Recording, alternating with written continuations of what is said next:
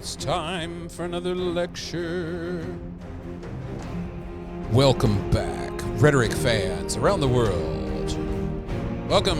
Another public speaking lecture with me, Dr. Steve Yano. Welcome back. I hope you like the new theme music. Let me know what you think in the comments. I'm always happy to take comments. I'm not necessarily going to reply to you, but, dare to dream. I might have time to reply to your, comment, as long as it's not too, ridiculous. Actually, probably the more ridiculous the comment, the more likely I'm going to reply to it. This is probably a dark truth about me that you may or may not know. Welcome to lecture number 2. Yes, hello. Greetings from the Great Lawn at St. John University's beautiful, magnificent, beautiful, magnificent, lovely, floral, and divine, in more ways than one, Queens campus, located in Jamaica, Queens, New York City. Oh. Yeah, it's a beautiful place. I've taught here for 16 years, and you are in for a treat.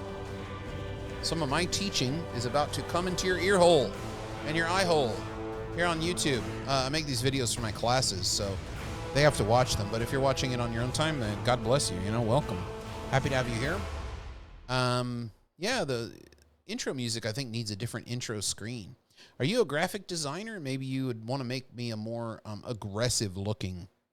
This is the intro screen now, and that's just me outside of a store that sells American food that they call American junk food, but has a lot of our breakfast food in there, like Pop-Tarts and Frosted Flakes and stuff.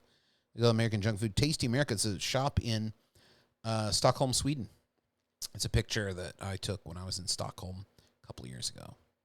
Tasty America. It was a little depressing that most of the food we feed our children was considered to be an unhealthy joke by the Swedes, but whatever. It was like a place that you go when you need to eat unhealthy food, and that's kind of the way it was explained to me. So, good God. But strawberry Pop-Tarts might not be the healthiest way to start the day, is what I learned in Stockholm. Big life change for me. Big change in story. As we're talking about, this is lecture 2 for David Loy's The World Made of Stories. If you want to talk about the book or leave comments, or if you think I've done it differently or poorly, please talk on Discord. This is what Discord is for. Please join the Discord. Become a part of it. We're happy to have you if you're a student. If you're not a student, but a big fan of the videos and you want to be in the Discord, leave a comment. I'll get back to you. We'll talk about it. The Discord is pretty much reserved for people who are matriculating students of mine.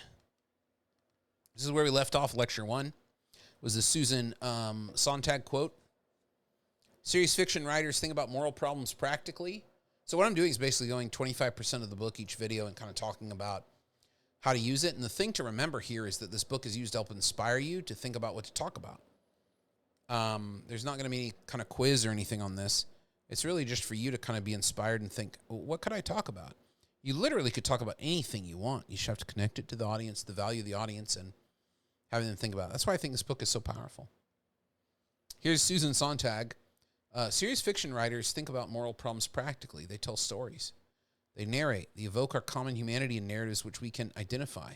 Even though their lives may be remote from our own, they stimulate our imagination. The stories they tell enlarge and complicate and therefore improve our sympathies. They educate our capacity for moral judgment. I think it's very true. Like, the more fiction you read, novels and things you read, this is why we make you read great literature. And this is why we fight about what great literature is all the time, because it opens up your capacity and your mind and your ability to sympathize and understand someone else's point of view. Because stories capture our mind so much contextually. Stories are such powerful, transformative things that really influence how we see the world. And it's such a good quote. We no longer obtain most of our stories from each other. We don't really sit around the fire and chat anymore. We watch them on screens or listen with earphones. The modern fireplace, the modern campsite for the village to share the stories. The celebrities we follow are more interesting than we are. I don't know if that's true. I'm pretty doggone interesting. I think that if you don't think that, then you're just a fool. Their conversation is more entertaining. Not really. This was written probably before podcasts became a thing, but what about podcasts? Podcasts are like everyday people talking about Star Trek or whatever, and we find that pretty entertaining, or talking about the Buffalo Bills or the Cowboys or whatever. LeBron. Like just dudes talking about basketball is profoundly entertaining, but they're not celebrities. Not necessarily. I guess podcast hosts can become celebrities, but what's the deal with podcasts? Films and television teach us that a few people are central to the plot and the rest are marginal. Yeesh. Main characters receive most of the attention because they are more attractive, their dialogue clearer, cleverer, and their lives are more exciting. Main characters contribute to the development of the stories, but they're disposable, and some of them may disappear along the way. Oh yeah, Game of Thrones. We'd like to be main characters, but we've learned the important stories are happening to other people. Oh man. Do you ever have a friend you're like, oh, they think they're the main character? Or like on what's that thing called? TikTok that all you kids love so much. Everyone's like, she thought she was the main character, LOL, or like crying laugh face. You know, the crying laugh face. It's so true. We all kind of are like the main character, especially when we're like, they thought they were the main character. What are we saying? We're saying, no, you're not the main character, and I am. But the stories are happening to other people. Let's look at this quote. At one point in cultural history, we asked whether movies furnished an adequate likeness of real life. The good movies were the more realistic. Now we ask of reality that accommodated itself to film. It's flipped. Like the good person, like the good party should be more movieistic. This is why people use movies so much as evidence. They're like, it's just like in that movie. We want the world to be much more like a movie than we want the movies to reflect stories that are happening in the world. I think that's very true. Kind of scary. Do you think that's true? What are some movies that you think are the most influential on how you thought life was going to be, and how did it turn out? Yeah, no one told you life was going to be this way.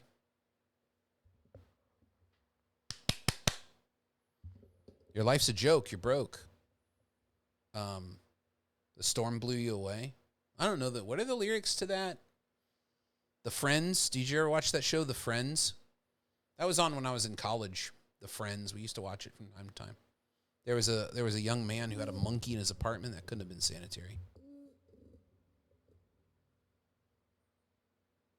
Because of the market for television and movies is saturated, their stories must keep pushing the limits of what is acceptable in order to compete for our jaded attention.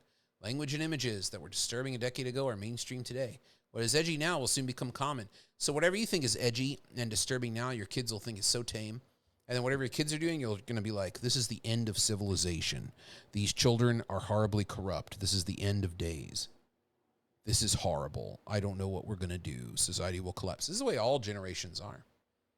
It's so interesting to me. Okay, now we're going back to environmental stuff. Remember David Loy, climate activist guy? Very concerned about the climate, as we all should be.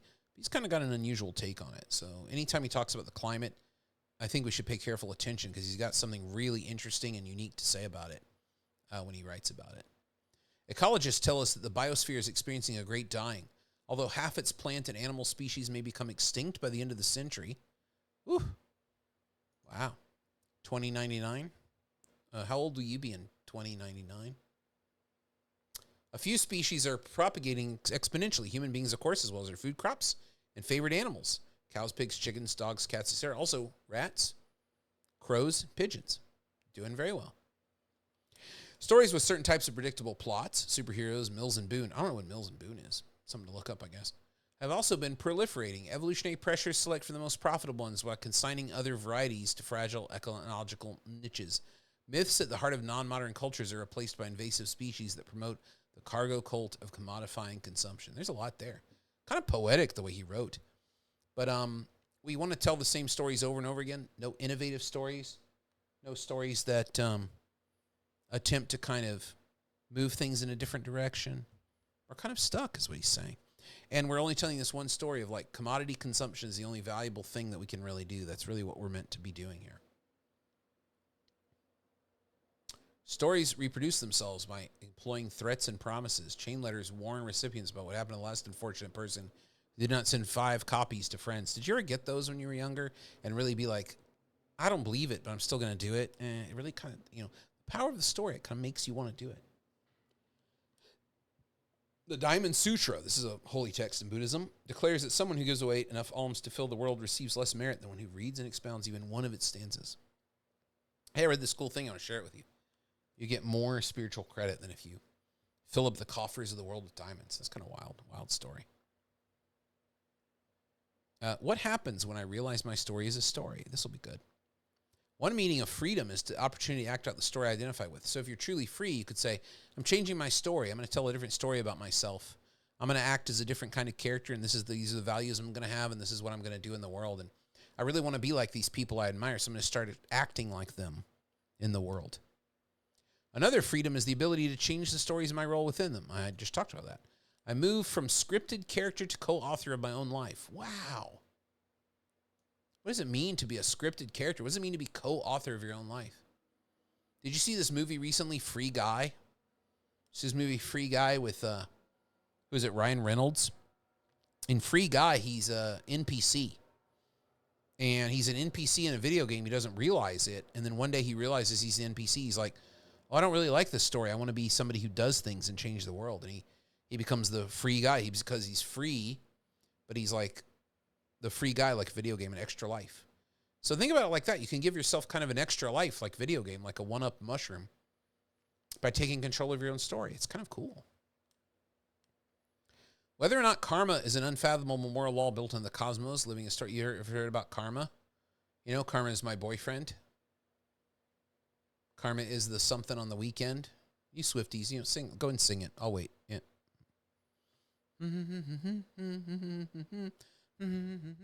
Oh. Oh. Okay. That's enough Taylor Swift for one lecture. I mentioned her in the last lecture, too. Tay-Tay gets around. You know? She's part of everybody's story, it feels like.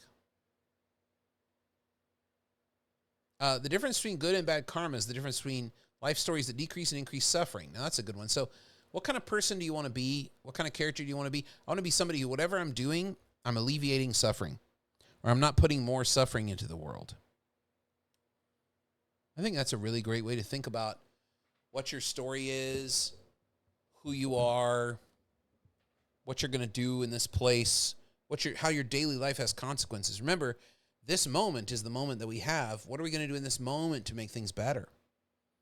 What role are you going to play? What story are you telling that allows you to play that role? I think that's kind of cool.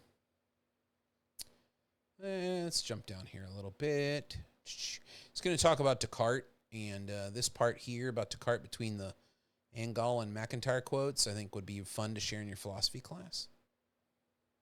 Might get some funny looks. Okay, a narrative understanding of the self implies a distinction between two aspects. One's character is composed of dispositions solidified out of roles that have become habitual. This is my identity, from the Latin identitum, which means over and over. Interesting. So identity comes from a word that means over and over. So it's like, this is the story I've solidified and tried to make not a story. This is who I am, and it cannot be changed. A lot of people talk like this. Do you talk like this? I cannot be changed. This is who I am. But at the same time, in our current political moment, we have people saying, oh, you should speak your truth. Don't let them stop you from speaking your truth. What does that mean? Does that mean to say it over and over again? To repeat the self? To repeat yourself? To repeat the self? Or is that an invitation to tell the story of who you'd like to be aspirationally, or what you'd like to do aspirationally, or who you'd like to be aspirationally? What are you adding to the world of discourse? Like every time I speak, here's the way I think about it. Every time I speak, I'm sending out vibrations into the atmosphere. Like the ripples in a pond, if I throw a rock in a pond, I don't really know where the ripples from my action end. Can I definitively say they've stopped? Well, the surface of the water is always moving, and you would think, if you know a little bit about science, you'd say, well, some of that water movement is from the rock I threw in there. So when I talk, I'm sending those vibrations out in the atmosphere. What kind of energy am I putting out there with my voice? The words I choose to use, and the poison or the love that is tuned into the words that I'm saying and vibrating the atmosphere are going to be felt by people. When I speak, I'm hitting you. I'm really touching you. You're hearing a electronic or mechanical reproduction of my voice through YouTube. Through this microphone, is sending it to the soundboard. It's recording it on my computer. And you're getting that, but I'm still touching you through an intermediary device. So whatever energy is in my words, it's going to be impacting you. It's going to become a part of you. It's vibrating your cells. At what point are those vibrations no longer mine? Pretty wild, huh?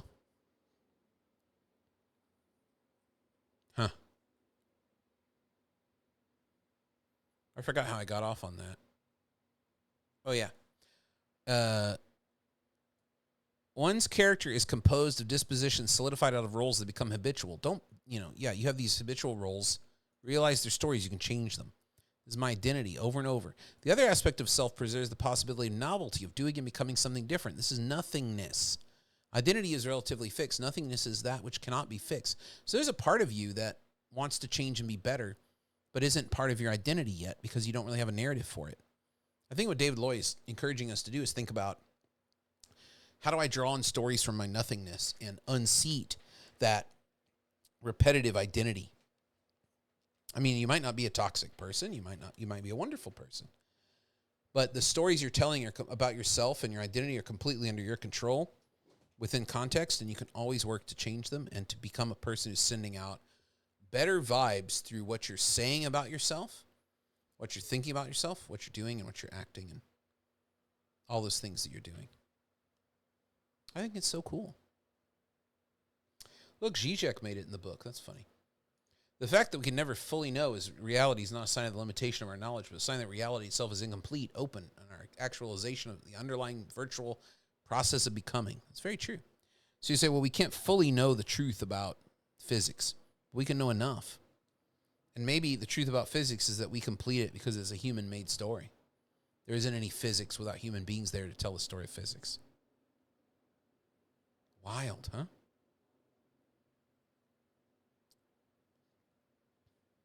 So he goes into the stuff about blah, blah, blah, blah, blah. Let's talk about Indian yoga here. The Indian metaphysical system of Samkhya Yoga makes a sharp distinction between the Purusha, which is pure unchanging consciousness with no attributes of its own, and Prakriti, which is everything else. Everything that can be experienced, including all stories and roles. What it experiences is Purusha, a seer that does nothing, although its presence serves as a catalyst for the experienced world to evolve. The Purusha mistakenly identifies with particular phenomena, especially my physical body and my mental panorama. Liberation occurs when this confusion ceases because the Purusha, the I, realizes it is not bound by the me. So you're more than your perceptions, although the trick is that you think your perceptions are who you are. There's more than that. We are just the interpretations of experiences is what we've taken as identity, which then we work on. We're always telling ourselves who we are and telling other people who we are through how we talk. We have a lot more control over that than we think. And speeches are a great way to get people to realize that kind of like rhetorical process of getting attention, understanding, getting them emotionally invested, getting them to feel. It's very, very, I think, super cool stuff. All this is kind of connected. All right, well, maybe the second video won't be that long because all this stuff is very complicated. The story of life and death. This is where things start to get heavy. Is death the end of my storying or another story? The oldest story, the Sumerian epic of Gilgamesh. Is that the oldest story? Can anybody check that? Can somebody check that out for me? Can we get an intern to check that out? I don't have a staff, so no one's responding.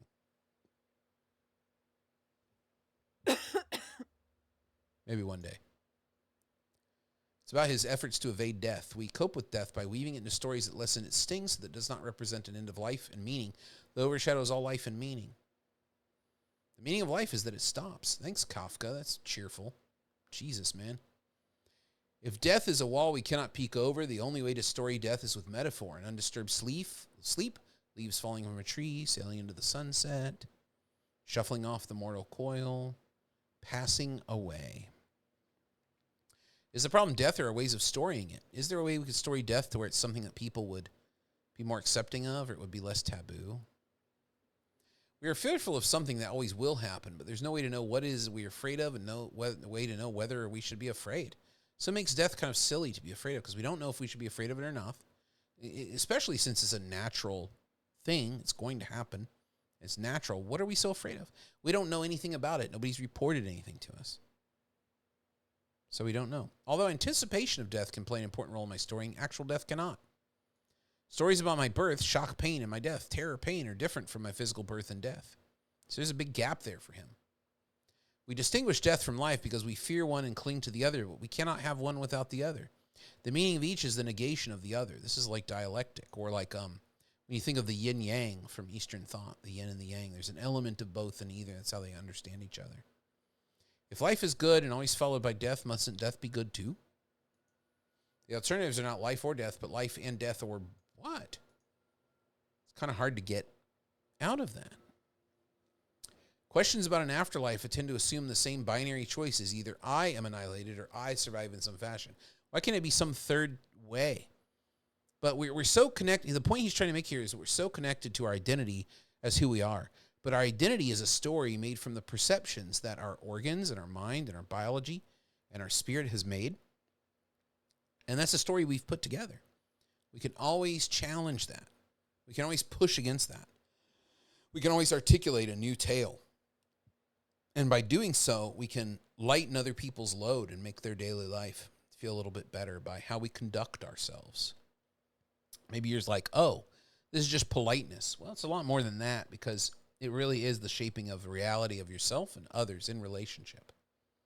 I think that's a very powerful thing to think about. If life and or death is a story, what traction can the fate of that story have on which cannot play a role in any story? Anything that can be experienced will pass away, but what about a non-thing? If it is incorrect to say that my no-thing survives death, it is equally incorrect to say that my no-thingness does not survive, since both answers make the same category mistake. There's not an argument for post-mortem survival. Insofar as I am a non-thing, I cannot die because I was never born. Now, that's a weird story to get around it. I don't really exist in the way I think I do. Being born is a story. I was never born. This is just the tale I tell about coming into being. So leaving being is not a loss of something because I was never born, in that way that we think about birth. It's a story we tell of what happened. Now, there is a material process of birth and reproduction and all of that. But when you start to peel it away, you look at how much narrative, how many stories we tell about that process that are layered on there, how much of that is really in our control about how we understand it, how we tell the story. Think about the debate about doulas, midwives, and OBGYNs. What's the appropriate way to give birth? What's the best way? And you'll see, look at how many stories there are about that. That's a fight about what is good, objectively good and healthy. But at the same time, it is still a story. And it still succumbs to all those things that stories do. Okay, let's see. The power story, the story of power. We're almost to 50%. Maybe we'll make it 50% and call it video 2. Myth is history, history is myth. Pre-modern people lived in a mythic world, but how much of our own history is mythological? So this is a great question. You might be interested in looking at people who talk about myth. There's like the famous hero of 1,000 faces, which was Joseph. What was that guy's name? There's another guy, too, that I think is really kind of important. Giambattista Vico, but hero with 1,000 faces. Joseph Campbell, he talked about that. He talked about the difference between myth being true and myth being realistic, and living in a mythical world and not being able to get outside of it. Myth was the evidence. Myth was the truth of the world. How much of our own history is mythological? I would say a pretty significant part of it, wouldn't you? How much of our history is mythological? Probably quite a bit, if you think about it. I do not know. Oh, man, I had Steam open this whole time. I hope the videos don't look crappy. You know, Steam takes a lot of resources away from the computer. This computer is designed as a gaming computer, but I bought it because it was like a media processing powerhouse. It can get the job done. It is awesome. But I still play games on it from time to time. I think a lot of our history is mythological, and you'll see that when we read the Joseph Ellis book, the American Dialogue book. I'll give some lectures on that too. And we'll harken back to this idea of Loy's that maybe we're not quite out of the myth yet, and history has a lot of mythical elements to it as well, especially American history, where we're obsessed with this idea of the founding fathers. Very few other countries. In fact, I would wager and go out on a limb here and say there are no other countries who have the founding fathers whose intent and desire must be preserved at all costs. I don't think anybody else has that story. But that's kind of a mythical origin of history there. Obviously, we could live how we want, have the laws that serve us how we want, but I don't know if we really think that. Is time merely a neutral grid for storytelling, or does its structure give meaning to what happens? The basic temporal framework of modernity has been progress. Progress again.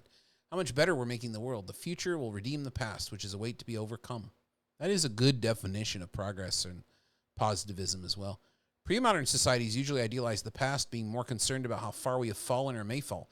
So that's a big contrast there. So pre-modern world said in the past things were better than they are now. We're just trying to get back to simpler times. Progress is saying we are literally eliminating all the horrible things that your ancestors had to deal with and struggle with. It's kind of cool.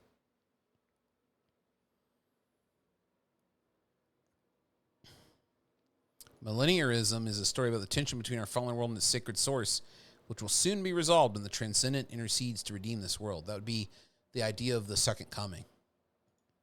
There's all these different stories out there like this. The underside of progress, the shadow that haunts it, is nihilism. It appears when we can no longer believe in the narratives that assured us before. Nihilism is the always threatening collapse of our most important stories. Nothing matters. Nihilism deludes by pretending to be the end of delusion. This is the way things really are without illusions. Life has no meaning. Everything is just a story. Nothing is really true. Nothing much matters. And that's the danger of nihilism. But it's also a story, so it can be redeemed. It can be changed. So what we don't want to do, I guess, as we bring this part of the talk about Loy to a close, I think that the takeaway here is that we don't want to fall into the belief that either something is outside of storytelling or that storytelling is somewhat fake or some kind of facade. If we think storytelling is a facade on a reality where we're powerless, it's nihilism. If we think storytelling is kind of like can be transcended with truth, that's progress. That's like market capitalism improving the lives of everyone in general. That would be like the book that Steven Pinker wrote about the Enlightenment. Like, we're so much better off now we made all these advances. We don't really need stories anymore. Francis Fukuyama's book, The End of History.